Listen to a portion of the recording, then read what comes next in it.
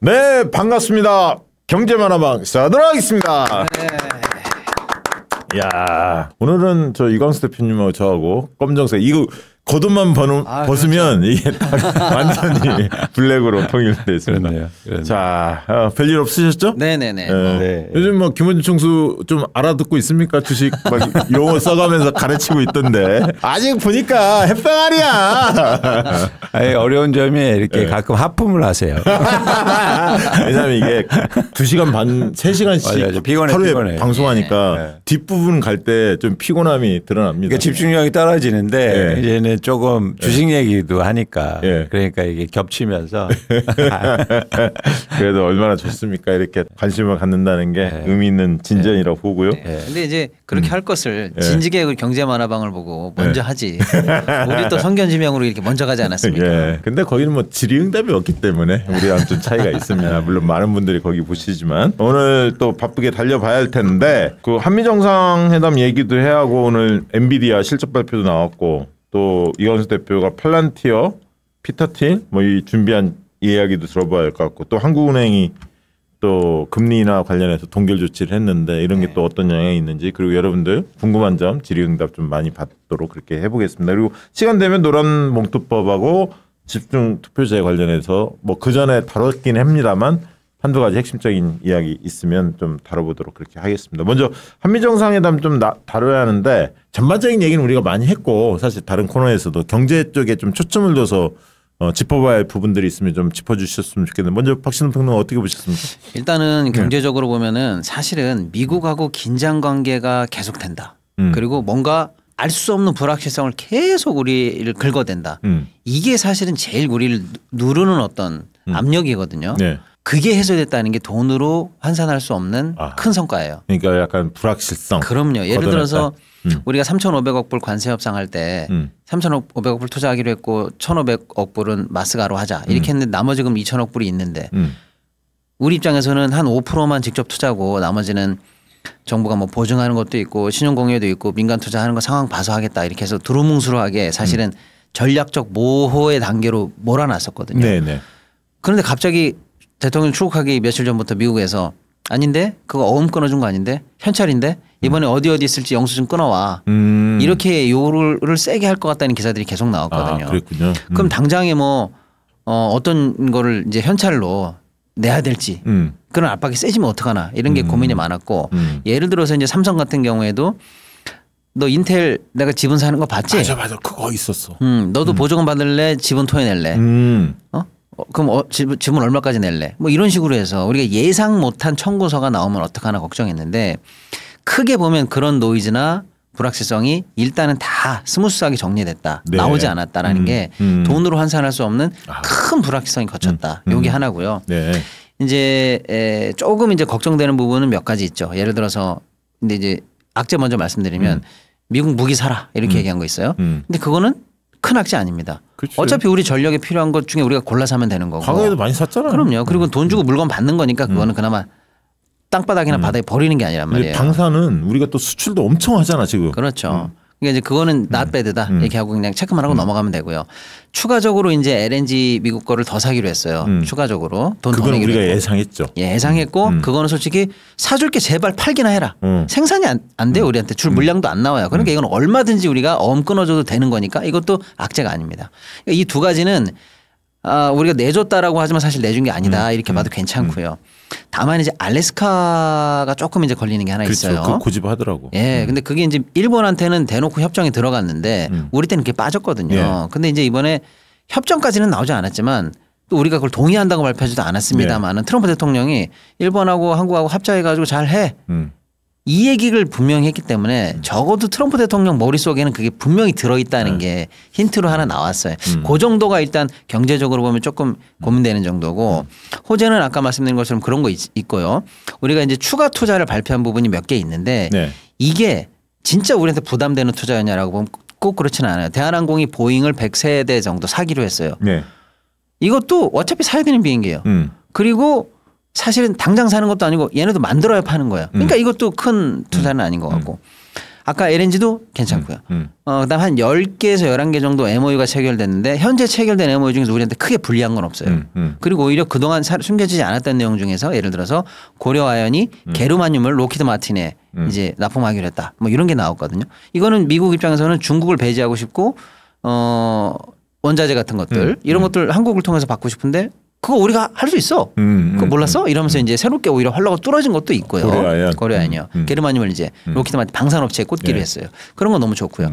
현대가 추가 투자를 발표하기로 했는데 기존에 사실 현대가 많이 투자하기로 했는데 또 하냐. 그래서 이거 뭐지? 라고 해봤는데 이번엔 로봇이에요. 그러니까 기존에 차 그다음에 차를 생산하는 강판 이쪽인데 이제는 보스턴 다이나믹스를 통해서 로봇과 로봇 공장 생산 캐파를 늘린다는 거. 이거는 뭐 지금 로봇 경쟁 시대니까 할만하다라고 해서 이것도 괜찮고 그다음에 어쨌거나 우리가 투자하기로 한 여러 가지 내용들이 다 크게 보면 추가 부담은 아니었다라고 봐서 경제적으로 종합적으로 보면 제가 볼 때는 크게 선방했고 큰 문제 없었다. 그리고 농산물 관련해서 뭐 이런 것도 노이즈가 심한 것도 안 나왔다라고 해서 대통령이 크게 준비했던 그 큰 흐름에 맞춰서 경제적으로도 큰 악수 없이 잘 마무리됐다. 이렇게 그러니까 보수지에서도 지금 우리 박시돈 평론가 이야기한 대로 대체적으로 보수지도도 이렇게 분석해 보면 실용주의 외교 그게 빛을 발했다. 그러면서 이제 칭찬을 좀 하더라고 이놈들이 평소에 안 하다가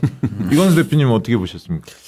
그러니까 뭐 잘 정리해 주셨고 저는 근데 이제 두 가지의 큰 뭐 생각 그러니까 느낌 뭐 이런 걸 받았는데 첫 번째는 시작인 것 같아요.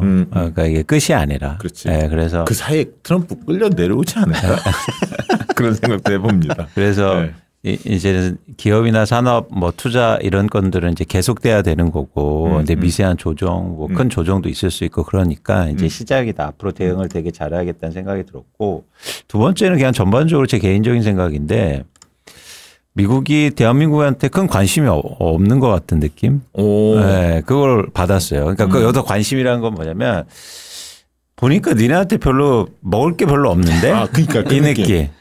유럽하고 미리 다 했고 일본하고. 그러니까 다른 데서는 뺏어올 게 많은데 니네한테는 별로 먹을 게 없는데 이런 느낌을 좀 받았어요. 인도는 세더라고. 관세 50% 막 때리고 뭐 이렇게. 그렇죠. 그래서 뭐 중국과의 문제라든가 그래서 제일 관심 있는 게 이제 북한하고 뭐 잘해봐라 이 정도의 뉘앙스지 이제 트럼프 입장에서는 보니까 대한민국 니네 내가 볼 때 별로 그렇게 맛있는 게 없는 것 같아. 그러니까 김정은하고 뭐 해서 이제 노벨 평화상 받아야 하는데 한국이 딴지 걸리면 안 되잖아. 그러니까 약간 잘 데리고 가야겠다 이런 생각 가질 수 있지. 그런 것도 있고 뭐 그래서 전반적으로는 트럼프가 우리한테 대한민국한테 그렇게 하쉬하게 이렇게 세게 나오지 않을 것 같은 느낌이 들었어요. 나는 그런 거에 우리 국력이 상승했다고 확실히 느낌을 받은 게 요즘에 캐대언 뭐 이런 거 뜨고 그다음에 뭐 K-팝 막 K-드라마 여러 가지가 문화적으로 우리가 그 미국에서 굉장히 조명받고 있잖아요. 그러니까 이제 그런 것들은 약간 알거든. 그러니까 이게 떠오르는 예를 들면 한국의 어떤 좋은 흐름 있잖아.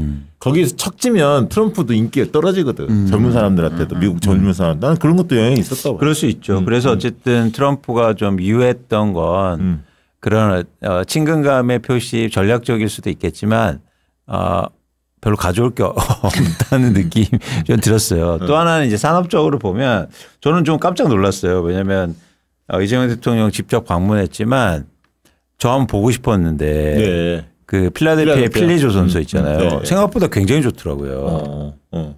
좀 인상 깊게 그 화면을 봤어요. 그래서 이미 이제는 건조도 이미 했고 그래서 거기에서 이제 점점 캐파를 늘려나간다는 건데 저는 미국의 조선소가 거의 망했고 몹쓸 줄 알았거든요. 근데 도크라든지 이런 상태를 물론 화면에서만 봤지만 굉장히 양호해 보이더라. 그래서 한국의 조선 회사들이 가서 할 일이 좀 되게 많겠다라는 생각이 좀 들었어요. 이번에 그 HD 현대중공업이 미포조선인가 어딘가 네네네. 어제 합병했죠. 그건 잘한 겁니까? 네, 잘했다고 봅니다. 왜냐하면 지금 어쨌거나 마스가는 굳이 말하자면 미국과 한국의 왜 우리가 둘 다 양쪽 호재라고 하냐면 미국은 야 제발 제조업 좀 부활시키자 옛날 영화를 누리자라고 하는데 우리 입장에서는 니네들한테 끌려가면 뭐해. 누구랑 또 경쟁해야지 중국이랑 경쟁해야지 만들어 놓으면 뭐해. 니네 사줄 거야? 이게 늘 걱정이었는데 이게 다 양쪽 일단은 윈윈할 수 있는 몇 안 되는 그런 프로젝트거든요. 그러니까 이제 한화는 재빨리게 들어간 거죠. 그래서 조선소도 사고 캐파도 늘리고 하고 있는데 가만히 구경하던 현대가 우리도 그럼 이제 큰 물 들어오는데 넣어줘야지라고 하는데 현대 큰형이 MRO가 있어요. 그러니까 미국한테 정비도 할 수 있는 이런 쉽게 말하면 자격증이 있는 거예요. 근데 이제 동생 미포는 예를 들어서 좀 사이즈가 작은데 얘네들은 형제이기 때문에 사실상 한 몸이에요. 그래서 일단은 크게 수주하러 갈 때는 내가 할게. 그럼 형이 들어가기도 하고 가보니까 작은 배다야. 이거 네가 들어가라. 이렇게 해서 서로 물량 배분도 하고 한 집안인 거야? 한 집안인데 이제 미국이랑 직접적으로 진출하거나 우리가 물량을 받으려고 할 때 미포 사이즈가 해야 되는 것들도 있잖아요. 네네. 근데 너는 자격증이 없네. 그러니까 내가 아예 미국 관련해서 그냥 하나로 합쳐서 우린 다 자격 있는 애로 가자. 약간 이런 느낌도 좀 있기 때문에 뭐 마스가의 이제 중추로 원투펀치로 한화하고 같이 뭐 가겠다 이런 의미로 봐야 되겠죠. 예. 그 이번 그 한미 정상회담 관련해서 뭐 재계나 경제계 우리나라 뭐 증권 쪽이나 뭐 이렇게 나오는 분위기는 어떻습니까? 전반적으로 느끼는 경제 관련자들이. 그러니까 아까도 잠깐 말씀드렸는데 이게 구체적인 상황들이 막 나오진 않아서 그러니까 전반적으로 MOU라든지 이런 상황들이라 뭐 분석이 세밀하게 되거나 이걸 통해서 산업이 뭐 크게 바뀔 거다 이런 레포트는 좀 상대적으로 적은 편이에요. 근데 전반적으로 느낌은 좋다. 잘했다. 그 주식에 그 요동치는 이런 상황이 별로 없었잖아요. 그렇죠. 한미 정상회담 이후에 네. 뭐 약간 그 최근에 이제 횡보를 그렇죠. 보이고 있는데 그 흐름과 크게 달라지지 않았죠. 네, 적어도 네, 그러니까 악재를 약간 털어냈다는 느낌은 확실히 있는 것 같아요. 네. 근데 이제 어느 정도 효과 있느냐 이거는 이제 조금씩 봐야겠지만 그러면 이제 외생 변수가 없어지니까 그럼요. 국내 변수 중심으로 이제 판단할 거고 거기에 이제 호재가 있으면 이제 반영이 되겠죠. 정확하게 이제 우리가 뭘 얻어내려간 건 아니고 그렇죠. 얼마나 덜 맞고 오느냐가 핵심이었는데 네. 혹을 안 붙이고 왔다. 이것만 해도 잘했다 이렇게 그럼 봐야죠. 잘했지, 예. 잘했지. 자 그런 측면에서 오늘 그 한미 정상회담 먼저 한번 좀 잠깐 짚어봤고요. 엔비디아가 네. 오늘 새벽에 나왔었죠. 실적 예. 발표가 네. 이루어졌는데 그거 얘기 좀 들려주시면. 이거는 지금 좀 맥락이 있어요. 왜냐하면 지금 사실 미국에 뭐 매그니피센트 세븐 이래가지고 제일 유망한 기업들 큰 애들 있잖아요. 이거 7개를 합친 시총이 전체 유럽 시총보다도 커요. 그러니까 그만큼 이 AI 시대를 앞서가는 첨단 테크 기업들이라고 하는 요 회사들의 돈이 계속 몰려서 너무 많이 올랐다는 거예요. 네네. 그래서 이제 이거 너무 고점 아니야? 거품 아니야? 라는 막연한 불안감이 늘 있었어요. 예. 그건 이제 지표로 얘기하는 사람도 있죠. 얘네 미국 시장 지금 봐라. PBR이 5.3이다. 5.3인지 5.03인지. 이거는 닷컴 터질 때 5.1보다도 높다. 우리는 1인데 PBR. 네. 그리고 뭐 S&P 500 PER도 봐라. 이거 닷컴 터질 때보다 이것도 더 높다. 버핏 지수도 더 높다라고 해서 소위 말하는 고점을 전망하는 지수들을 딱 대면서 이게 지금 너무 높아.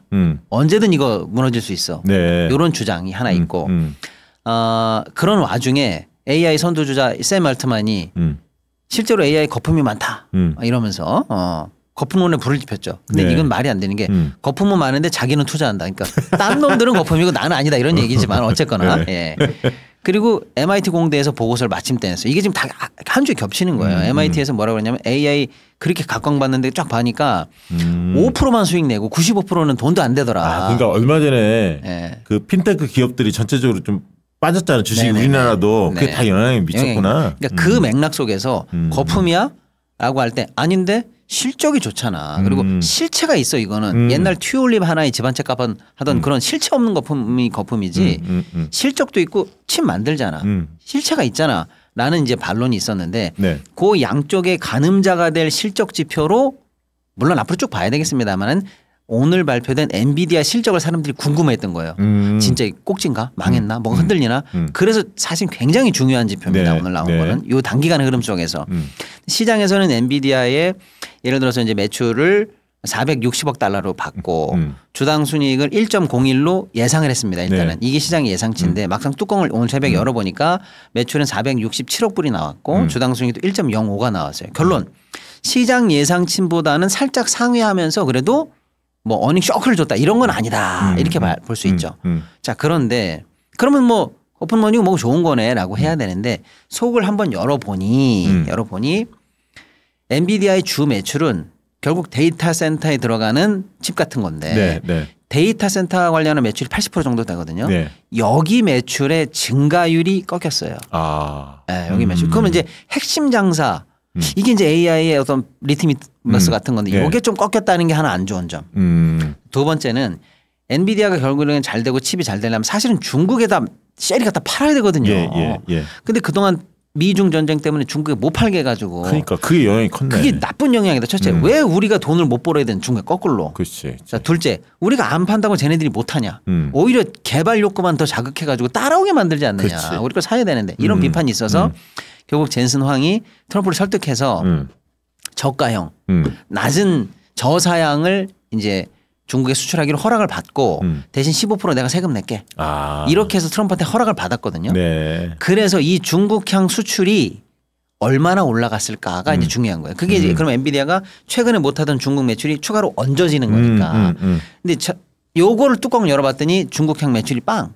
그래요? 네, 빵이 나왔어요. 이유는 두 가지인데 하나는 중국에서 야 우리 옛날 중국 아니야. 나도 니네들이 팔려고 하는 그 저가형은 만들 수 있어. 이런 얘기가 중국에서 나옵니다. 실체는 아직 확인 안 됐어요. 다만 엔비디아처럼은 못 만들겠죠. 그래도 우격 따짐으로 뚱땅뚱땅해서 뭔가 굴러가게는 할 수 있어라는 게 이제 중국 쪽 얘기고 또 하나는 우리 거를 니네가 그동안 왜 안 샀어? 중국이.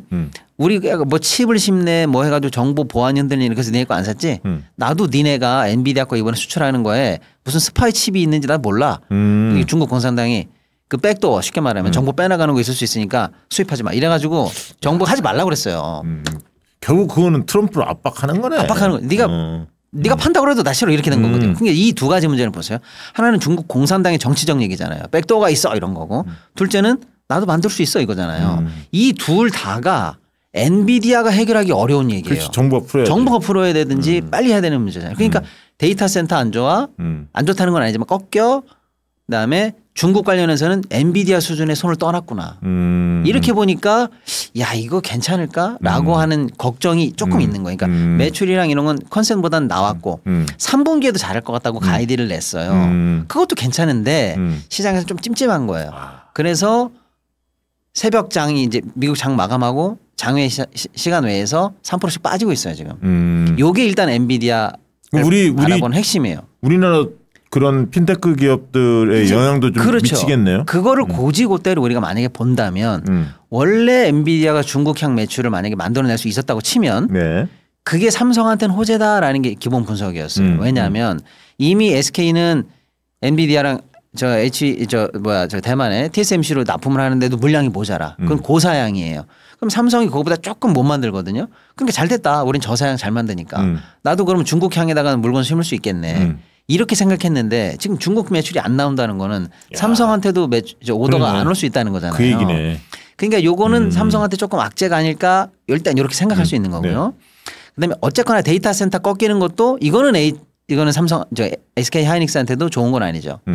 지금 현재 최첨단으로 만들고 있으니까 둘 다 우리한테 조금 악재가 아닐까 이렇게 일단 생각해 볼 수가 있는데 이런 게 신중론이고 반대로는 언제 뭐 삼성이 그거 팔았냐. 앞으로 좋아진다는 거지만 그거 어차피 매출 잡지도 않았던 거 아니냐. 그렇지. 그거 아니어도 상관없어. 그거 악재 아니야. 있을지 없을지 모르는 보너스 안 받는다는 정도로 생각하면 돼라는 네. 또 다른 얘기도 있고 하이닉스도 증가율이 꺾였지 여전히 독점은 이상 없어. 그거 기후야. 이렇게 하는 시선이 겹쳐서 아침에 개장하자마자는 둘 다 좀 떨어졌었거든요. 네. 지금은 어느 정도는 약간 낙폭을 만회하고 약간 플러스로 전환했다 말았다는 것 같아요. 그러니까 네. 우리 시장에서는 약간 혼조세 이렇게 좀 봐야 되는데 이슈 자체는 요게 이제 핵심이니까 이렇게 정리 한번 해드릴게요. 네네. 네, 고맙습니다. 자, 많은 이해가 됐고요. 그다음에 오늘 이광수 대표님이 우리 경제만화방 시청자들을 위해서 특별한 걸 하나 준비해 왔어요. 저도 잘 몰랐던 건데 팔란티어라는 기업이 있다면서요? 네네. 그거 좀 소개를 해주시겠습니까? 그러니까 뭐 여러 가지 이유가 있겠지만 네. 저는 이번에 트럼프하고 이재명 대통령하고 이렇게 만나면 보면서 다시 한번 여러분들이 미국 경제나 정치에 대해서 좀 이해하실 필요가 있다.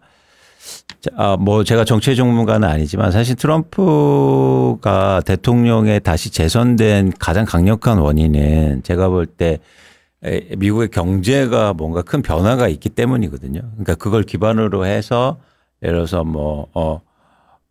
미국을 다시 위대하게 만들겠다 이런 이제 슬로건이 통했고 그러면서 이제 대통령이 됐잖아요. 근데 아시겠지만 미국은 정치 활동을 하기 위해서는 사실 돈의 힘이 굉장히 강하죠. 그래서 트럼프가 그렇게 됐을 때 자기 돈 절대 안 씁니다. 그러니까 누가 이제 돈을 댔냐 그거를 이제 보실 필요가 있는데 그런 측면에서 이 팔란티어 기업하고 좀 연관시켜 볼 필요가 있어요. 그래요. 뭐 아시는 분도 계시겠지만 이 팔란티어는 간단하게 말해서 어떤 회사냐면 기업이나 어떤 정부의 데이터나 이걸 통해서 일종의 그 움직이는 소프트웨어를 만드는 회사예요. 그러니까 전략을 만들고 그 회사나 정부가 예를 들어서 가야 할 길을 만들어주고 빅데이터를 이용해서 그런 이제 기업인 거죠. 소프트웨어 회사죠. 그러니까 간단한 비유면 뭐 많은 뭐 분석 자료들이 있지만 제가 이해할 때는 이런 겁니다. 우리가 지금 퍼스널 컴퓨터를 사용하고 이 스마트폰을 사용하잖아요. 여기에서는 오퍼레이팅 시스템이 있지 않습니까? 그러니까 우리가 그 퍼스널 컴퓨터는 여러분들 다 MS가 사실은 이제 독점하고 있죠. 그 다음에 이 스마트폰은 사실 애플이 만든 ISO라든지 이런 운영 시스템이 사실은 독점했기 때문에 하드웨어도 팔리는 거거든요. 근데 지금 AI는 하드웨어를 엔비디아가 꽉 잡고 있어요. 그렇죠? 그런데 이 AI 시대를 좌우할 수 있는 소프트웨어가 아직 소프트웨어에 누가 운영체제를 만들 거냐 이거 싸우고 있단 말이죠. 근데 누군가 이제 독점 회사가 나올 거란 거죠. 근데 AI는 잘 생각해 보시면 개인이 사용하는 물건은 아닙니다. 물건이라고 치면. 그렇죠.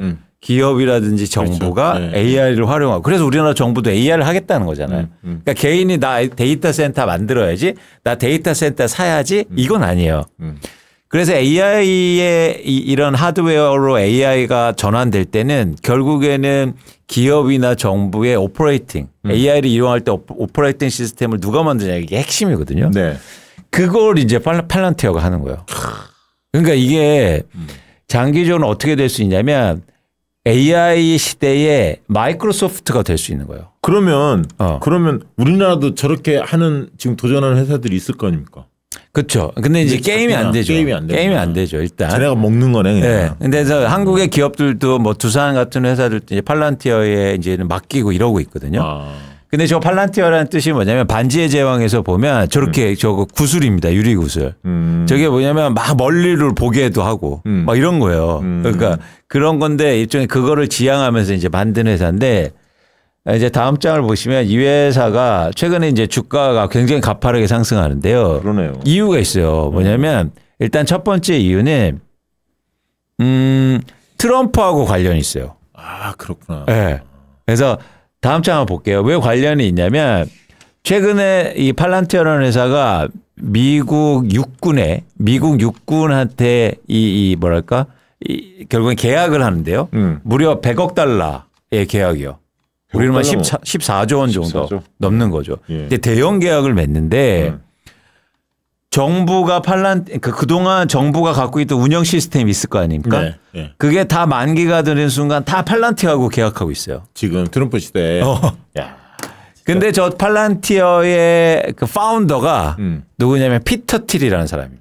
피터 틸. 그럼 여기는 지금 주식이 앞으로 더 올라갈 가능성이 많네. 그러니까 이게 아무튼 잘 들어보실 필요가 있는데 뭐냐면 그러니까 피터 틸이 트럼프를 대통령으로 만들었다고 해도 과언이 아니에요. 야, 우리는 일론 머스크만 알고 있는데 피터 틸이라는 사람이 있구나. 그러니까 일론 머스크와도 연관이 있고 저게 뭐냐면 다 연관이 있는 거예요. 그래서 저희가 그 벤스 부통령 있지 않잖아요. 그가 피터 틸의 직원이었어요. 그래요? 야. 직원을 부통령으로 붙여줘 버려요. 우리 직원 중에 좀 부통령 할 만한 사람 없나? 그러니까 주변에? 자신이 나서지 않고 자기의 기반을 엄청나게 만든 거예요. 실력자인데. 근데 저 피터 틸이 추구하는 목표가 뭐냐면 큰 목표가 굉장히 흥미로운데 뭐냐면 미국의 민주주의는 망했다. 그렇게 진단하는 거예요? 그래서 자기가 개혁하는데 그럼 어떻게 개혁하느냐. 민주주의가 참여민주주의로 되니까 망한 거다. 그러니까 갑자기 막 능력 없는 사람도 대통령 되고 민주당에서 막 이렇게 하기도 하고 능력 없는데 이런 약간 구구적인 그렇죠. 하네. 그렇죠. 그래서 독재 민주주의를 하겠다는 거예요. 위험한 놈이구나. 그러니까 우리처럼 머리가 똑똑한 사람들이 미국을 점령하겠다. 야, 근데 그 핵심을 팔란티어가 지금 그 역할을 수행하는 겁니다. 생각해 보세요. 미국 정부가 이제 모두 다 팔란티어한테 오퍼레이팅 시스템을 내줘요. 그럼 얘가 먹는 거지 뭐. 그렇죠. 미국이라는 나라를 먹는 거예요. 그렇지, 나라를 먹는 거지. 근데 지금 미국의 기업들도 전부 다 팔란티어하고 손을 내밀고 있거든요. 이게 제가 볼 때 엄청나게 큰 흐름이요. 야, 그러면 스티브 잡스 이후에 네. 얘가 힘이 센 거네, 이쪽 계열에서. 그렇죠. 근데 저 팔란티어가 벤스가 직원이었다고 말했잖아요. 예. 다음 대통령을 벤스를 만들려고 해요. 아, 부통령체를. 근데 저 피터 틸이 원래 순수 미국 사람 맞아요? 얼굴 보면 약간 러시아계 그쪽 계 같은. 미국입니다. 미국. 미국이에요? 예, 예. 물론 뭐 조상으로 가면 이제는 뭐 그러겠지만. 아, 벤스를 만들려고 한다. 대통령으로. 그러면 이제 사실은 우리가 이게 3년 남았잖아요. 또 네. 트럼프가. 네. 이제 다음 대통령을 예를 들어서 내년, 내후년에 얘기할 거란 거죠. 그러면 벤스가 이제 떠오르잖아요.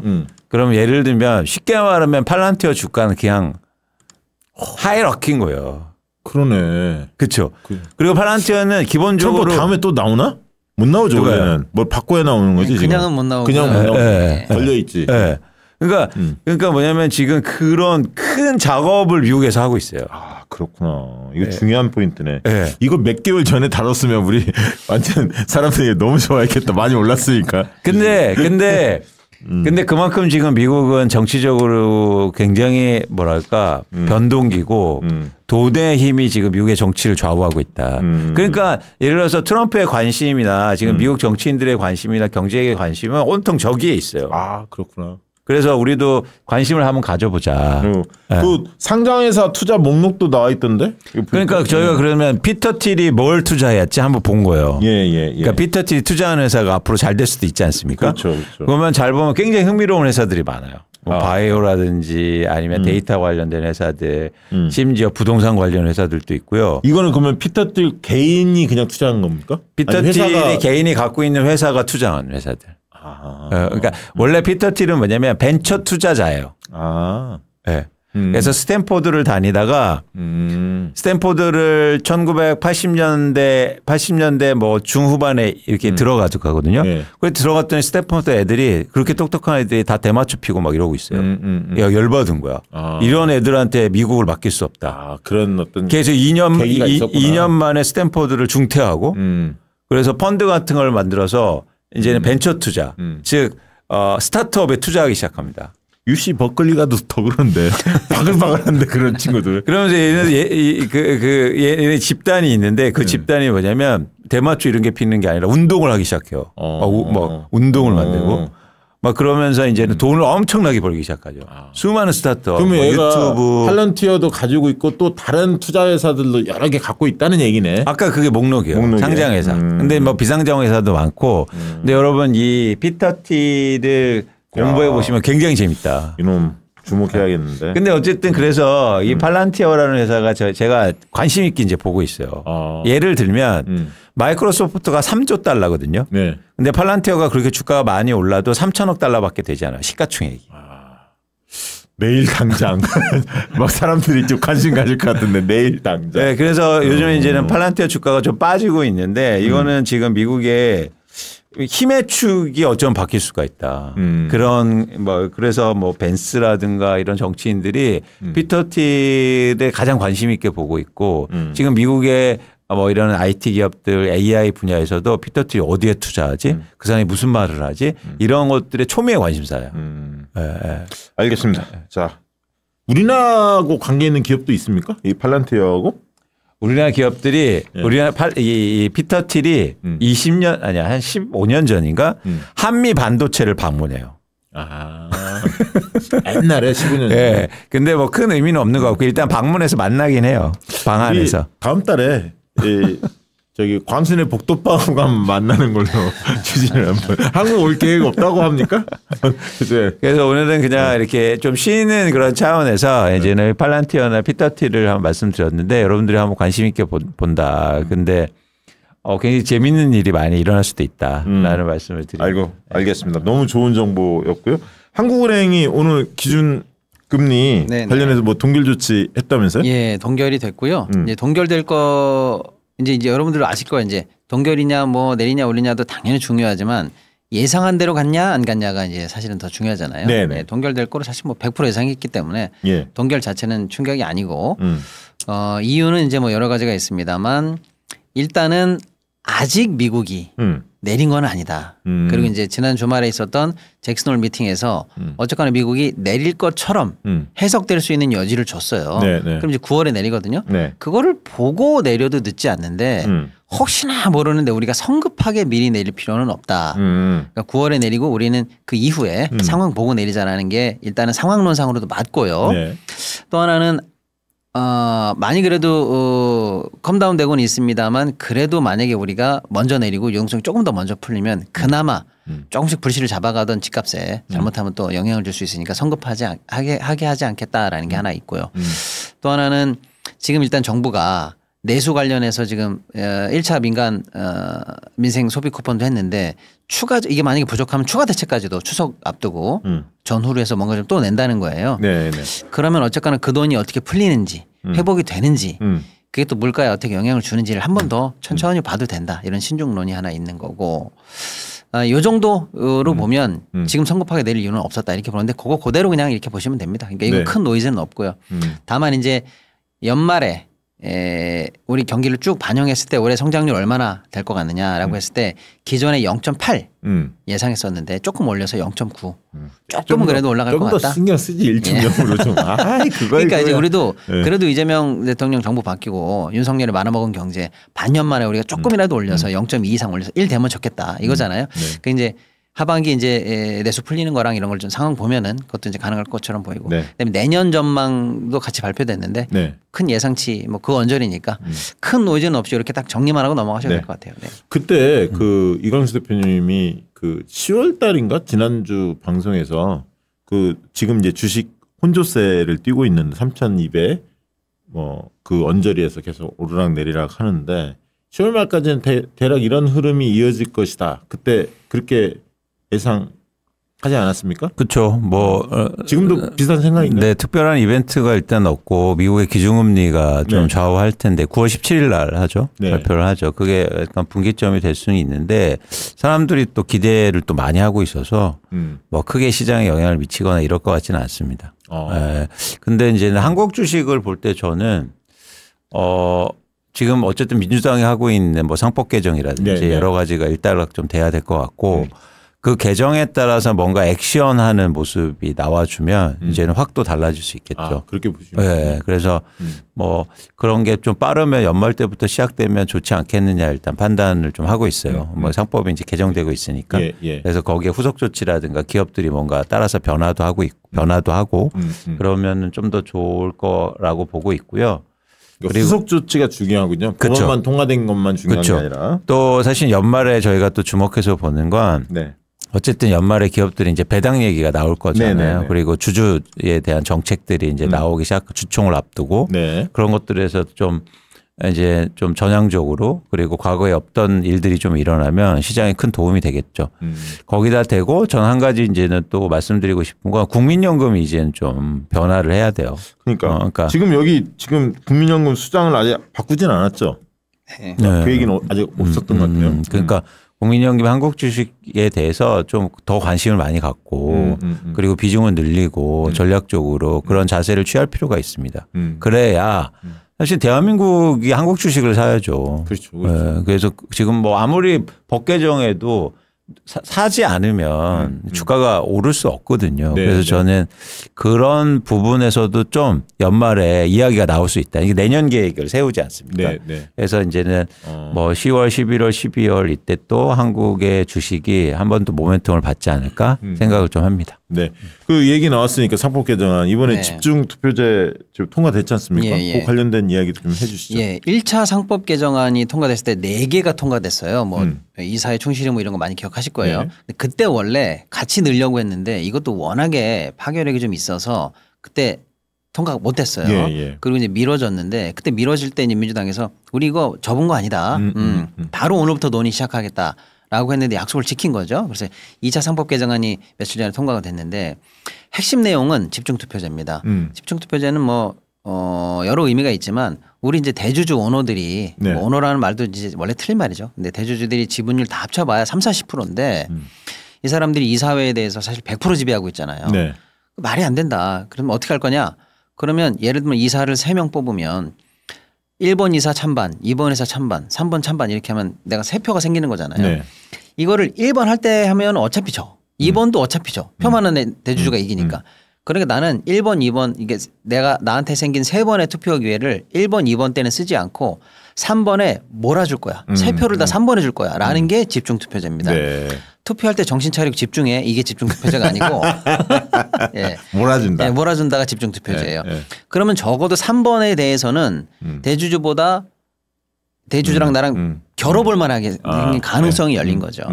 그렇게 됐을 때 이제 야, 거기서 수싸움이 수싸움이 치열하겠는데 치열하죠. 만약에 소액주주 이 개혁적인 쪽에서 어떤 쪽으로 하면 또 대주주 쪽에서도 그쪽 방어하려고 할 때 다른 쪽을 또 친다든가 이게 있겠는데. 맞습니다. 그래서 일단은 뭐 행동주의 펀드라든지 그런 운동을 하는 쪽이라든지 외국인 투자라든지 이런 사람들은 좋아하죠. 우리가 딱 이 사람을 심겠다라고 마음 먹고 일반 주주들한테 이제 홍보도 하고 이게 얼마나 능력 있는 사람이냐 이 사람을 밀어줘라 이렇게 하면서 이제 이 사람을 이사회에 진입시키기 위한 다양한 운동이 일어날 수 있죠. 요거 드라마로 몇 편 나올 것 같은데 그렇죠. 조만간에 집중투표제. 예. 그래서 이제 외국인 우리 시장도 잘했다. 왜냐하면 일단 대주주의 전횡을 막을 수 있고 네네.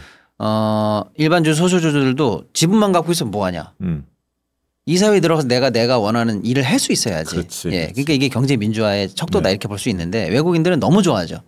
그동안 한국 회사 좋은 거 누가 몰랐냐? 삼성전자, 현대차 좋은 거 누가 몰라? 근데 잘 나가다가 꼭 대주주익이랑 뭔가 겹치는 일 있으면 니네들 늘 헛발질하던데 우리가 적어도 한 사람 세워놓으면 얘기가 어떻게 흘러가는지도 알 수 있고 문서도 미리 볼 수 네. 있고 이래서 외국인들이 이제 이렇게 되면 조금 안심한다라고 해서 너무 좋아하는 거예요. 그러니까 이건 일단은 뭐 무조건 잘했다 이렇게 볼 수 네. 있는 거고 요게 이제 2차 상법 개정이고 여기에 이어서 바로 이제 민주당이 또 우리 3차 또 간다. 자사주. 자사주 의무 소각으로 간다 이렇게 하고 있으니까 요 계속 이어지는 모멘텀들 쭉 그 봐주시면 자사주 소각도 뭐 공청회 하고 막 이런 거 보니까 그렇죠. 뭐 정기국회 들어가기 전에 끝낼 가능성이 있겠던데요? 아니 9월 10월쯤에 거의 9월에 끝낼 네, 네. 수 있으면 끝낸다는 게 지금 현재 나오는 얘기입니다. 나온 거죠. 네. 거기까지 하면 큰 거는 좀 일단락 되는 건가요? 이게 이제 아직 남은 게 이제 굳이 말하자면 많이 있는데 제일 중요한 일단 올해 안에 처리될 수 있을까라고 우리가 했던 것 중에 제일 중요한 건 자사주 의무 예. 소각하고 예. 배당소득 분리과세 문제. 그거 좀 비율 조정하는 거? 그거하고 지금 잠깐 정부가 말을 안 듣고 있는 대주주세 완화. 문제. 요 정도가 이제 남은 게 있는데 이것만 싹 다 시장 입장에서만 잘 처리되면 하반기도 괜찮죠. 그러니까 네. 지금 9월 3일 날 대통령님 이제 도착하시니까 네. 9월 3일 날로 디데이 잡고 있던데 그 대주주 기준 네. 요 부분 이제 50억 10억이냐 이게 예. 이제 1차 그걸 것 같고 그다음에 이제 김현정 의원이나 이런 사람들이 이제 배당과세 예. 관련해서 좀 낮추자 맞습니다. 네. 그 얘기 나왔죠. 이 배당소득 관련해서는 지금 우리가 대주주 양도세도 정부가 헛발질해가지고 얼마나 사실은 좀 실망을 많이 했습니까? 이것도 근데 배당소득도 정부안이 문제가 많아요. 이거 제가 다음에 언제 시간 되면은 좀 미리 논의하기 전에 집중적으로 말씀드려보겠습니다. 뭐 다음 주라도 네네. 한번 논의하시죠. 뭐 예. 준비하셔서 좋습니다. 광고 하나 하고 여러분들 이제 질의응답 좀 받아야 할 것 같은데 광고하면 이광수, 네. 이광수 하면 광고 이제는 이제 바뀌었습니다. 그리고 네. 뭐 저기 큰 기업이나 이런 데서 광고 문의 안 옵니까? 이광수 대표님 광고 잘한다고 소문이 좀 났는데 하루임 홍삼 광고해 주도록 하겠습니다. 잘하는 거 맞죠? 예, 잘해요. 하루임 홍삼 옥타 플러스 올여름 피로 회복이 필요한 청취자 여러분, 여러분도 이제 지나고 있는데요. 사실 가을이 더 문제입니다. 올해 수능도 이제 75일 남았습니다. 남은 70일이 대학을 좌우합니다. 다들 영양제 고민 많으시죠? 비타민은 부족한 영양소만 보충하지 체력과 기력, 힘을 더하지는 못합니다. 그래서 지친 체력을 위해 홍삼, 녹용, 한약 먹이고 싶은 부모님들이 많습니다. 하루임 홍삼은 한국인이 좋아하는 보약, 홍삼, 녹용, 침향이 든 공진당 컨셉입니다. 원기 회복에 좋은 홍삼, 녹용, 침향의 지구력 성분, 옥타코사놀, 에너지 원료, 비타민 B군, 면역력 성분, 아연, 태아닌까지 들었습니다. 홍삼은 하루 6mg, 식약처 기준 2배고요. 침향 녹용도 16mg, 옥타코사놀은 20mg 고함량 복합 영양제입니다. 만성 피로를 달고 계시면 현재 비타민에 더해서 함께 먹어도 그리고 먹이셔도 좋습니다. 하루임 홍삼은 한약 냄새 싫어하는 분들을 위해 작은 알약으로 탄생했습니다. 식약처에서 두뇌 혈류 개선에 의한 기억력 개선, 면역력, 체력, 지구력 개선을 인정받아 기억력 걱정하시는 부모님 선물로 딱 좋습니다. 이제는 액상 홍삼 녹용 대신 먹는 방법을 바꿔보세요. 냄새가 없어 직장이 나빠 여름 타시는 부모님 특히 수험생에게 강추합니다. 맞아요. 가격은 홍삼, 녹용, 침약이 든 보약의 10분의 1, 6개 구매 시 32,000원, 11개 구매 시 26,000원 꼴입니다. 2개 이상 구매하시는 분들께 고급스러운 선물용 쇼핑백도 드립니다. 이거. 예. 이거. 또 좋습니다. 2개가 딱 들어가더라고요. 좋아요. 딱. 에르메스 색깔입니다. 딱 좋아. 고급져. 네. 고급져. 2개 이상 구매하시는 분들께 고급스러운 선물용 쇼핑백도 드립니다. 지금 55% 할인에 네이버 구매평에 박시영 TV 적어주신 분께 3,000포인트를 드립니다. 구매 방법 네. 유튜브 더보기 고정 댓글 링크를 클릭하시거나 네이버 쿠팡에서 하루임 홍삼을 검색해 주세요. 네, 고맙습니다. 광고 하나 더 하고 여러분들 질의응답 받도록 하겠습니다. 드셔보세요. 워낙 뭐 어떻게 한번 타 볼게요. 타서 드시면 돼요. 생긴 거를. 네. 그냥 먹는 거 아니고요? 그냥 먹어도 되고 이렇게 타서 드셔도 됩니다. 그래서. 두 가지 다 맛있어요, 사실. 굉장히 좋습니다, 이거. 맛있다. 주권 정부의 성공 응원에 보답하는 이벤트를 지금 계속 하고 있다고 이러면서 가시 오가피를 주 원료로 만드는 제품이 이 오가피 콤부차거든요. 근데 가시 오가피 좋다라는 건 동서양 다 망라해서 다 인정하고 있습니다. 명나라 본초 강목에 한 수레에 황금을 얻는 것보다 더 낫다. 그리고 동의보감에서는 신선의 약이다. 그리고 러시아 올림픽 대표팀 경기력, 체력과 집중력이 필요한 러시아 올림픽 대표팀 그 경기력에 도움된다고 거기서 사용하고 또 우주비행사 특수부대가 복용했던 사실이 뉴 사이언스 학술지에 발표되기도 했다고 합니다. 그만큼 가시오가피 참 좋다. 근데 그거를 주 원료로 하고 있다. 그래서 면역력, 자양강장, 만성피로, 간 건강, 쾌변 활동, 장 건강에 탁월한 효과를 보이고 있습니다. 다양한 효능은 실제 고객들의 생생한 리뷰 참고하시면 좋을 것 같고요. 상세 페이지에 있다고 합니다. 무더운 폭염, 에너지를 보충하고 갈증 해소에 또 건강 지킴이 오가픽을 강력 추천드립니다. 농약, 방부제, 화학 첨가제 일체 사용하지 않았고 원료는 다 국산입니다. 냉동 분류 보관으로 최상의 맛과 효능을 유지하고 있고요.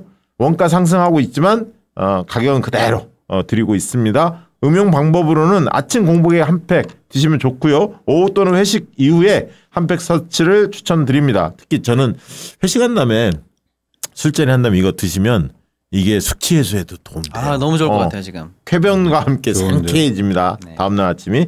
배송 메시지 박시영TV 남기시는 분들께는 34% 할인해 드리고 있고요. 48팩 구입하면 16팩을 그냥 드리고 24팩 구입하시면 3팩 추가 증정해 드리고 있습니다. 재구매율 압도적으로 상승하고 있고 이번 기회에 오가픽의 놀라운 효능 경험해 보시기 바랍니다. 한 팩에 이게 1,500원 정도니까 커피보다 훨씬 싸죠. 이거 많이 드셨으면 좋겠고요. 구매 방법 네이버 쇼핑에서 오가픽을 검색해 주시거나 유튜브 더보기 구매 링크에서 오가픽 콤부차 구매해 주시면 고맙겠습니다. 근데 아주 맛이 너무 좋은데 그냥 너무 단맛을 일부러 막 가미했다든지 막 그런 느낌이 없이 굉장히 없죠. 고급스러운 깔끔하잖아. 고급스럽게 맛있네요. 청량감도 느껴지고 예. 좋습니다. 네. 자, 여러분들 질의응답 받는 시간 갖도록 하겠습니다. 어떤 분들이 질문을 주셨는지 오늘도 많은 분들이 질문 주셨네요. 전명구님 두산전자 CCL에 전자제품 납품하는 파미세를 매수했습니다.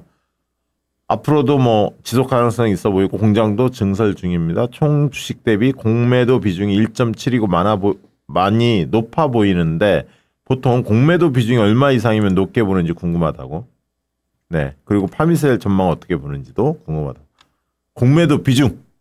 근데 일단은 파미셀 잠깐 뭐 저희가 뭐 그렇게 갑자기 특정 종목을 여쭤보시면 잘 모르죠. 잘 모르고 예. 일단 그 질문해 주신 선생님이 더 잘 알아요. 일단 보니까 일단은 그래도 조금 상승세이긴 하더라고요. 네. 한 것 같아요. 잠깐 봤는데.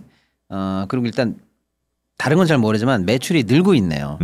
매출이 전년 동기보다도 50% 이상 일단 늘고 있어요. 그래서 일단 말씀 주신 것처럼 아마 맞다면 그래서 그 공장도 그 매출을 따라가기 위해서 증설 중이다라고 하는데 저 말씀이 맞으면 일단은 제일 기본이 예. 주식 볼 때 제일 기본이 장사는 잘해야 되거든요. 매출. 예, 그게 나오고 있다는 거는 일단 다행이라고 보고. 근데 공매도를 물어본 거예요. 예, 근데 이제 다만 그렇게 해서 좋은데 그 매출 비중을 좀 쪼개 보세요. 예를 들어서 쉽게 말하면 이제 예를 들어서 뭐 라면 회사다. 그럼 이게 신라면이 잘 팔리는 거야, 불닭이 잘 팔리는 거야, 네. 짜파게도 잘 팔리는 거야. 네. 그래서 핵심이 이거다라고 하는 거기서 매출이 많이 나고 있는지 요걸 좀 봐주시고요. 그러면 이제 다 좋은데 왜 공매가 많이 나올까? 그걸 연구해 보세요. 근데 딱 이 정도면 공매가 높다. 이런 정확한 비중은 없어요. 아. 근데 이제 선생님 저 질문 주신 선생님 말씀처럼 매출도 전년보다 높고 다양한 바이오도 잘 되고 있고 바이오 케미칼도 잘 되고 있거든요.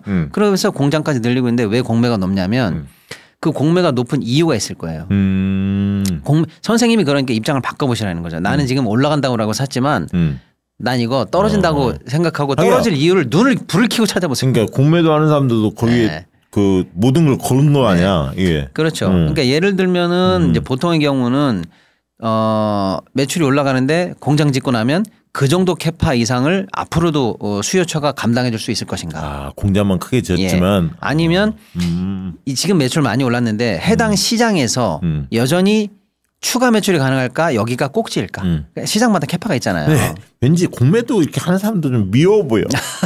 왠지 미워 보여. 그렇죠. 그래서 역으로 선생님이 이 악재를 눈 감고 안 보시거든요, 보통. 우리가 매수를 하면. 근데 찾아봐야 된다. 예, 내가 이거를 공매를 치는 사람이라고 생각하고 눈에 불을 켜고 찾아보시고 그 찾은 이유가 이에 대해서 그걸 해지할 수 있는 반대 이유가 있는지 없는지를 계속 연구해 보시는 게 좋을 것 같아요. 아, 중요한 말씀이네. 네. 다른 뭐 기업하고도 다 연동성 있는 얘기예요. 지금 공매도 많이 있는 그 기업들 꽤 있을 테니까. 네, 넘어가도록 하겠습니다. 김 연구자님, 주식 관련 세금 문제가 아직 나오지 않았는데 언제부터 지주사들 오르네요. 아, 어제부터 지주사들이 오른다고? 당분간 상승할까요? 지주사 주가가 또 많이 올랐다가 많이 빠져서 제가 볼 때 그 변동성인 것 같고요. 그러니까 네. 많이 빠지니까 또 다시 오르는 거죠. 그런데 여러분들이 이제는 과잉해서 좀 생각하시는 부분이 있는데 저희가 이제 대주주 관련된 뭐 10억이나 20억 네. 원 그 대주주 관련된 이제 세금 이슈를 너무 크게 보시는데 어쩌면 제가 볼 때 이 이슈는 거의 끝나가는 것 같아요. 예, 예. 예, 여기서 특별하게 뭐 예상치 못하게 또 어떤 일이 벌어지면 또 시장에 큰 영향을 미치겠지만 제가 볼 때 이제 앞으로 특히 양도세 관련된 세금 이슈는 크지 않을 수도 있다. 그리고 또 면밀히 따져보면 막 이런 과잉해서 좀 해석하시는 분들이 있는데 연말 되면 다 팔고 뭐 또 연초에 산다 이런 얘기를 또 하지 않습니까? 네, 네. 그런 분들이 있죠. 네. 있죠. 근데 시장 전체에 미치는 영향이 또 그렇게 크지 않을 수도 있어요. 그러니까 우리가 이제 관심 있는 건 뭐냐면 왜 이렇게 그 의지가 있으면 그 의지를 제대로 보여줘야지. 네, 네. 그 의지를 제대로 못 보여주고 있다는 거에 대한 어떤 실망감이었지. 그게 실제로 영향이 엄청 미치다 이건 아니었거든요. 네. 그래서 저는 그런 차원에서는 이 대주주 세금 관련 이슈가 조금씩 영향력이 좀 줄고 있지 않느냐? 그러면 그것 때문에 주가가 많이 빠진 것들 좀 봐야죠. 그 중에서 많은 지주사가 해당되고 이제 상법이 개정됐기 때문에 개정되고 막 있지 않습니까? 당연히 지주사는 주목받을 수 있어서 뭐 지주사는 잘 보시면 다시 또 반등이 가능하지 않을까 그런 판단을 하고 있습니다. 네. 루 집사님, 네이버 주가 하락 원인이 있을까요? 라고 물어봤습니다. 이건 뭐라고 말씀 주시겠습니까? 그러니까 일단 네이버가 주가가 오른 게 뭐 스테이블 코인이라든지 AI와 관련된 이슈였는데 지금 정부에서 AI 투자 방향성이 나왔는데 하드웨어 투자에 좀 집중돼 있는 부분이었어요. 그래서 네. R&D하고 하드웨어 근데 네이버나 카카오 같은 경우는 소프트웨어라든지 뭐 이런 부분이잖아요. 그런 측면에서 조금 시장에 실망감이 있는데 그게 직접적으로 영향을 좀 미치고 있지 않느냐라는 게 일단 판단입니다. 네. 럭키777님, 최근 방송에서 배당 말씀하셔서 코덱 금융 고배당 탑 커버드콜 상품을 일단 골랐어요. 좋아 보여서 생활비 일부 나오게 사두고 싶은데 커버드콜에 대해 원금 손실 이야기도 나오고 있고 금융주가 많이 올랐다 빠진 상태라서 지금 좀 사두고 싶은 마음입니다. 그리고 중국 경기 부양 정책 수혜주 랩 상품도 괜찮아 보이는데 조언 부탁드립니다. 저 이제는 금융주 배당탑식 커버드 콜은 이제 커버드 콜은 뭐 예전에도 제가 한번 말씀드린 건데 뭐냐면 주가가 상승하거나 하락할 때 상승하는 상승 가능성 분을 삼자한테 팔고 수수료를 받는 거고요. 하락할 때는 그 리스크를 전부 다 제가 지는 투자자가 지는 상품이거든요. 그래서 말씀하신 것처럼 이제 금융주가 많이 올랐다고 판단하면 떨어질 때 리스크는 고스란히 이제 커버드콜 투자자가 지게 돼요. 그래서 이제 원금 손실 이야기를 하는 겁니다. 그래서 이제 그걸 감안하시는데 반면에 주가가 횡보하거나 아니면 많이 빠지지 않으면 수수료를 계속 받으니까. 네. 그러니까 상승분에 대해서 누군가 투자자한테 판 거에 수수료를 받으니까 이제 종목별로 이제 다르겠지만 어쨌든 저는 그런 판단을 잘 해보시면 좋겠다. 네. 그런데 이제 전제가 금융주가 많이 올랐다고 하면 빠질 가능성도 있잖아요. 그럼 네. 이제는 빠지는 게 하방이 열려 있거든요. 그러면은 조금 더 유의하실 필요가 좀 있어 그쵸. 보이죠. 더 빠질 수도 있지. 오히려 이런 커버드 콜이 되게 좋아요. 뭐냐면 주가가 많이 빠진 분야의 커버드 콜. 왜 그럼 그 다음에 올라갈 가능성이 있어서? 그러니까 더 이상 안 빠질 것 같다. 오르는 건 모르겠고 오르는 건 모르겠고 그럼 수수료는 받을 수 있거든요. 아, 예. 예. 그러니까 역설적으로 커버드 콜은 주가가 많이 오른 산업의 커버드 콜보다 주가가 상대적으로 시장 대비해서 떨어진 분야의 커버드 콜을 사서 수수료를 목적으로 투자하시는 게 맞다라는 거죠. 그런 발상의 전환이 필요하네. 네. 근데 또 하나 말씀드리고 싶은 건 뭐냐면 이제 배당주를 하면서 나는 시세 차익도 얻겠다. 이거는 안 돼요. 쉽지 않고. 배당금. 그건 너무 과도한 욕심이에요. 두 가지 다. 그래서 전략이 좀 달라야 돼요. 그러니까 커버드 콜을 투자하실 때는 뭐냐면 철저하게 나는 분배금이라고 하는데 그 분배의 배당만 받을 거라고 접근하셔야 돼요. 그러니까 우리가 에이전시 얘기할 때도 그 얘기했죠. 배당주의 특징은. 그러면 이제 계속 꾸준하게 사고 빠질 때 사고 이러면 하락 리스크를 줄일 수 있잖아요. 그렇죠. 연 15% 얘기도 했고. 그리고 중국 경기 부양 정책 수혜주. 이제 저희도 이제 중국 기술주 얘기를 좀 해드렸는데 저는 좋아 보입니다. 괜찮아 보이냐고 물어보셔서 좋아 보인다는 말씀을 드릴게요. 네. 알겠습니다. 넘어가도록 하겠습니다.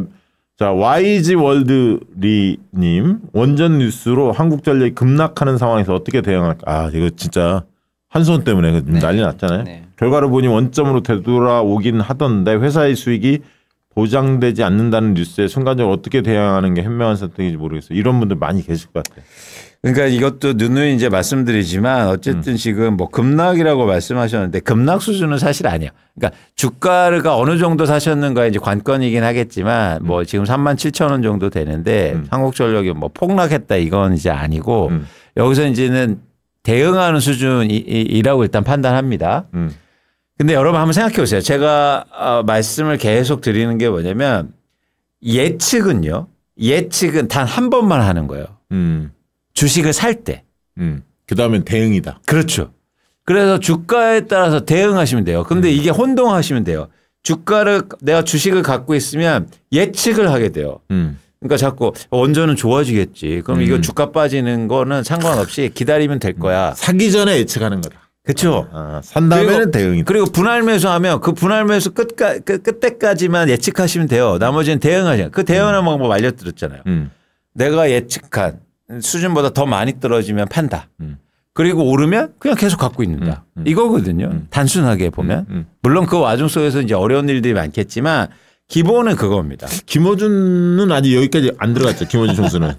이거는 굉장히 심화 과정이거든요. 그렇지. 여기서 차이가 난다고 우리가. 그래도 한 1년 했잖아 우리는. 그렇죠. 그렇죠. 네. 그러니까 여러분들이 우리가 계속 이제 와오셨으면 이제 새로 들으시는 분도 제가 이제 이런 말씀을 많이 하시잖아요. 예측은 틀리는 게 숙명이다. 그래서 예측의 횟수를 줄여야 된다. 예측은 단 한 번만 한다. 매수할 때만. 갖고 있을 때 예측하지 마시고 팔 때도 예측하지 마시는 거예요. 그러면 확률을 되게 높이실 수 그러니까 뭐 있어요. 살 때 예측을 딱 사는데 되게 뭐 10%든 5%든 15%든 이거 올라갈 거야라고 할 때 사는 거잖아. 그쵸. 자기 기대치가 딱 있는 거잖아. 그쵸. 그때를 대비해서 더 올라가는 건 냅두고 나중에 꼭지점에 조금 떨어질 때 팔면 되는 그쵸, 거고. 그쵸. 근데 내 예측보다 이거 많이 떨어진다? 그럼 빨리 팔으라는 얘기. 그렇죠. 10%. 그러니까 왜냐면 네. 그거는 내 예측이 틀렸다는 걸 알려주는 거예요, 사실. 그러니까 왜냐면 내가 이것 때문에 샀는데 주가가 빠져 내 예측이 틀렸네. 윤석열 사기쳤네. 모든 게 윤석열 탓이야. 지금 주가 떨어지는 거. 그러니까 YG 월드님 저희가 이거를 말씀드리는 게 뭐냐면 주가가 그래서 그게 대응이라는 말씀을 잘 하신 거예요. 그래서 그렇게 대응하셨으면 좋겠다. 네, 좋습니다. 자, 빨리 달려보겠습니다. 김우프님, 오늘은 노후 대비용 ISA 연금저축 IRP 전략을 여쭤본다고. 좀 부끄러운데 사업 실패 후 이제서야 노후 대비를 하려 한다고. 50세이다고. 한국 노후 대비? 나는 뭐 했지? 이런 생각이 들기도 하고. 한국투자증권에서 ISA는 틈틈이 넣어가고 있고 연금저축 IRP는 최대한도 1,800만 원 모두 채울까 합니다. 너무 늦지 않았을지 어떻게 가져가면 좋을지 전략에 대해서 말씀해달라고. 네. 그러니까 이제 일단 직장인이시면 이제 절세 혜택이 있는 거니까 최대한 넣는 게 맞으세요. 그래서 투자의 첫 번째는 뭐냐면 그러니까 제가 말씀드렸죠. 투자의 첫 번째는 소비를 줄이는 거다. 네, 맞아요. 그렇죠. 네. 그래서 뭐 과소비라든지 그런 소비를 줄이고 투자의 두 번째가 또 있어요. 뭐냐면 세금을 덜 내는 거예요.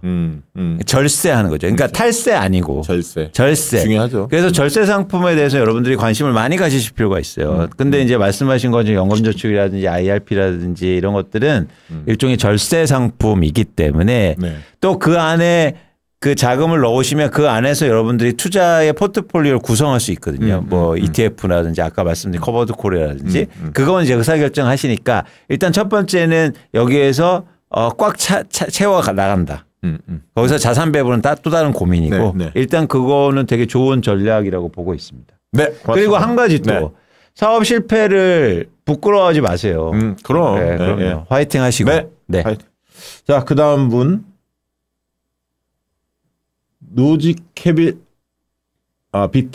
노지컬 비트님 질문입니다. 방산이랑 바이오 섹터는 흐름이 어떻게 될까요? 정부 정책인 한미회담 이후 흐름이 바뀌는 게 있을까요?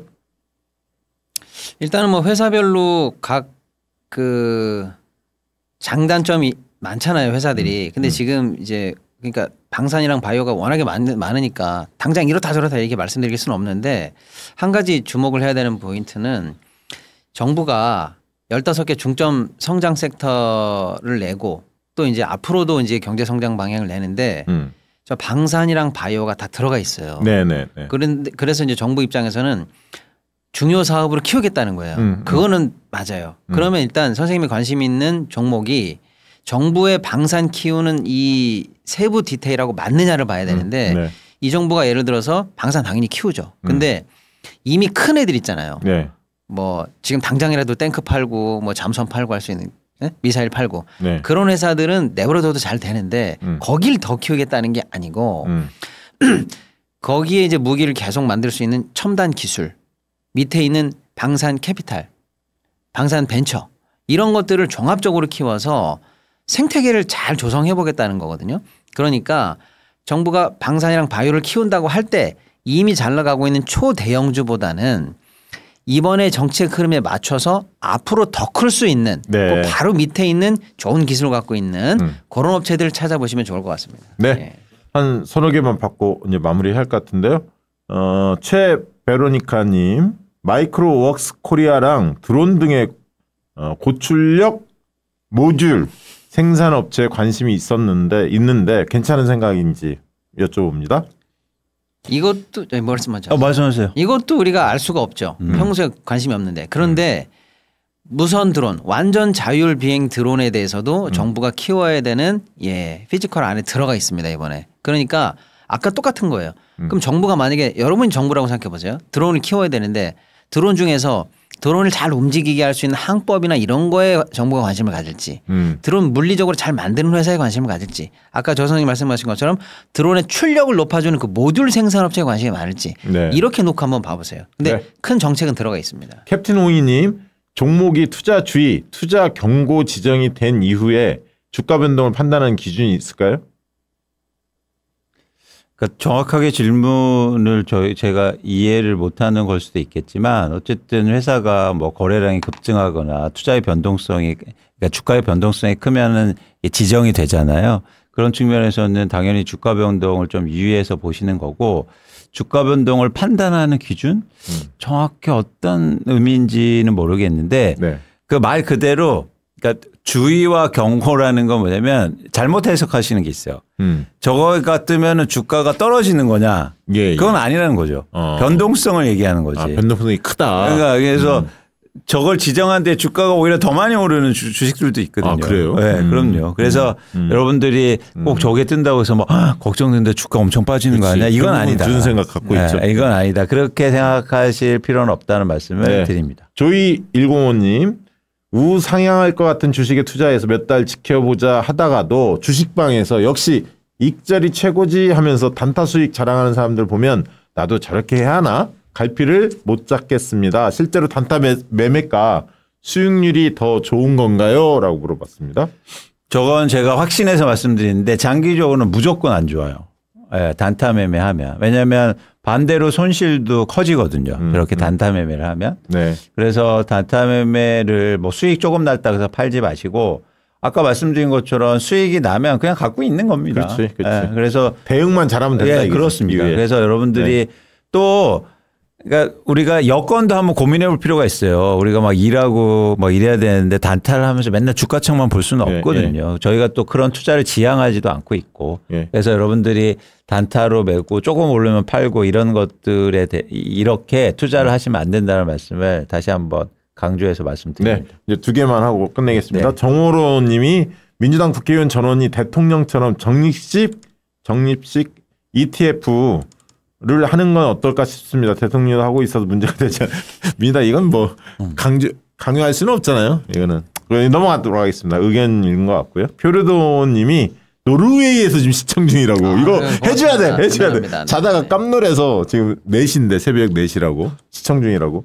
개별 종목 3개 네이버, 하이브, 대한전선 배운 대로 지난달부터 떨어질 때 더 많이 샀는데 지속적으로 떨어져서 투자 여력은 바닥나고 전체 마이너스 3, 4% 개별 최저 마이너스 7, 8% 수준입니다. 오늘은 한학령 해제 기대 악화로 상황이 더 안 좋다고 이런 상황에서 종목을 바꿔야 하나요? 좀 더 참고 기다리는 게 나을지요? 이건 좀 답변 드려야 할 것 같습니다. 노르웨이라. 뭐 종목에 대한 판단을 드리긴 힘들지만 일단 그 손절매 구간은 아니에요. 그래서 팔고 바꾸는 건 의미가 없다. 일단 갖고 계신다. 근데 저기서 이제 더 하락하면 그러니까 기준으로 항상 말씀드리지만 지수 대비해서 마이너스 10% 이상 떨어지면 이제 손절매를 고민하는데 그때 되시면 이제 팔고 다른 것들로 종목을 교체하는 게 좋아 보이고요. 지금은 아직은 손절매 구간이 아니기 때문에 일단은 기다리신다. 마이너스 10% 얘기를 했잖아요. 그렇죠. 그죠? 그 얘기를 하신 바가 있으니까 참고하시기 바랍니다. 마지막 질문 받도록 하겠습니다. 파란하늘님 세계 국채지수 편입도 한마디 해주세요. 11월부터 단계적 자금이 들어온다고 하는데.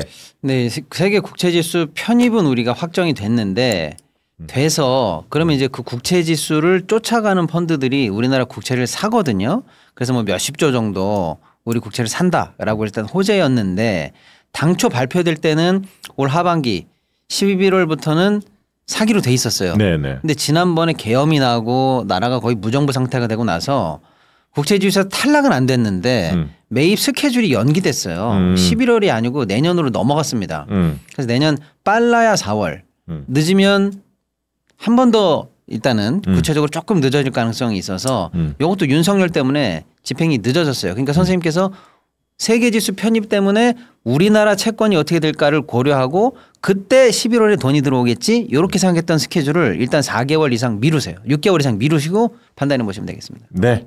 자, 많은 분들이 또 추가 질문 주셨는데 오늘 다 소화는 못할 것 같고요. 또 다음 주에 연이어서 그런 질문들 받아보도록 하겠습니다. 자, 오늘 경제반화막은 마치도록 하겠습니다. 고맙습니다. 감사합니다. 양질의 상품을 착한 가격에 박시영TV.com